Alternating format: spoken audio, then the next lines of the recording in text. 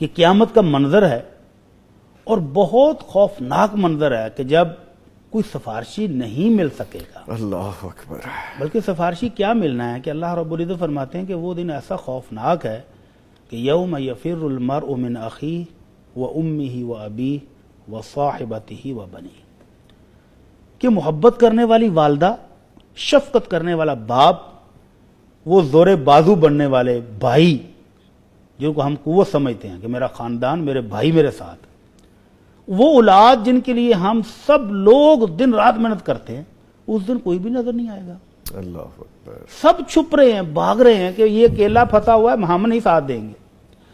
اس دن کسی کی سفارش چاہیے، کسی کا ساتھ چاہیے. تو آج کا وظیفہ کیسا شاندار ہوگا کہ نبی رحمت صلی اللہ علیہ وسلم فرماتے ہیں خذوا جنتکم من النار، جہنم سے اپنا بچاؤ، اپنا اسلحہ، اپنی ڈال لے لو کہ جو تمہیں جہنم سے بچا سکے، ایسا کوئی وظیفہ لے لو. تو صحابہ کرام نے یقیناً کہا ہوگا اللہ کے رسول ضرور دیجیے، ابھی دیجیے. بے شک. فرمایا یہ جو کلمات میں بتانے لگا ہوں یہ قیامت والے دن انسان کے سامنے بھی ہوں گے، پیچھے بھی ہوں گے، دائیں اور بائیں بھی ہوں گے، اور اس کی حفاظت کر رہے ہیں. بیوٹیفل بیوٹیفل اس ماشاءاللہ. کی حفاظت کر رہے ہیں. کہاں سے؟ کہ یہ جہنم میں نہیں جائے گا. اللہ کے ہاں سفارشیں کر رہے ہیں کہ اللہ یہ نہیں جائے گا. یعنی حصار ہو جائے گا. حصار ٹوٹلی سکوٹ چاروں طرف. سبحان اللہ والحمد للہ ولا الہ الا اللہ واللہ اکبر. یہ چار کلمات اللہ کو بہت محبوب ہے، بہت پیارے ہیں. کیوں ہیں؟ کیونکہ اس کے اندر ہم بندہ انسان اپنے رب کی تعریف کرتا ہے. سبحان اللہ، اللہ تو پاک ہے. کس چیز سے؟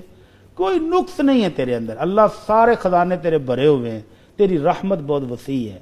ہم تیرے فقیر ہیں تو گنج بخش ہے. الحمدللہ، اللہ سب شکر بھی میں تیرا ہی ادا کرتا ہوں.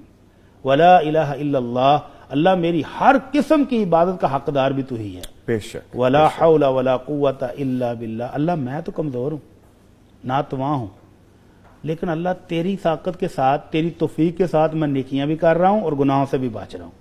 ان کلمات کا اظہار جب بندہ کرتا ہے تو یہ اللہ کو محبوب بڑے ہیں، پیارے بڑے ہیں، اور قیامت والے دن انسان کا حصار کر کے تو یہ جنت کی طرف لے جائیں گے.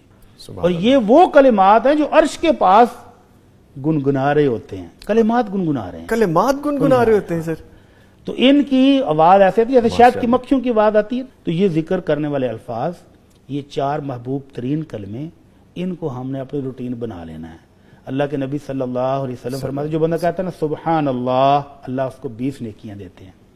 جو کہتا ہے الحمدللہ رب العالمین، اللہ اس کو 30 نیکیاں دیتا ہے. جو کہتا ہے لا الہ الا اللہ، اس کو 20 نیکیاں ملتی ہیں. جو کہتا ہے لا حول ولا قوت الا باللہ، اس کو بھی 20 نیکیاں ملتی ہیں.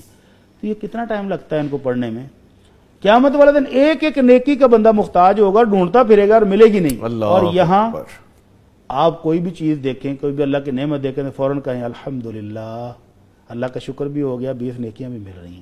وہ خوبصورت چیز دیکھیں سبحان اللہ، اللہ کی قدرت پر، تو 20 نیکیاں بھی لے لیں. کوئی چیز، کوئی نعمت، الحمدللہ رب العالمین، 30 نیکیاں بھی لیں اور اللہ کا شکر بھی ادا کریں.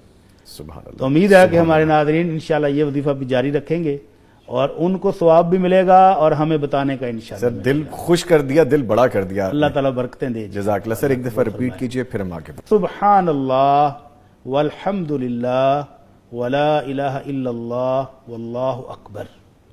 یہ کلمات ترتیب رکھنے کی ضرورت بھی نہیں ہے. ٹھیک ہے. کوئی آگے پیچھے ہو جائے تو بھی مشکل نہیں ہے، ایک ایک کر کے پڑھ لیں. کوئی بندہ کہتا ہے جی میں تو پڑھ رہا ہوں تو میں پہلے سبحان اللہ ہی پڑھوں گا، ٹھیک ہے پڑھتا رہے. الحمدللہ رب العالمین پڑھنا چاہتا ہوں پڑھتا رہے. اللہ اکبر پڑھ رہا ہے تو پڑھتا رہے.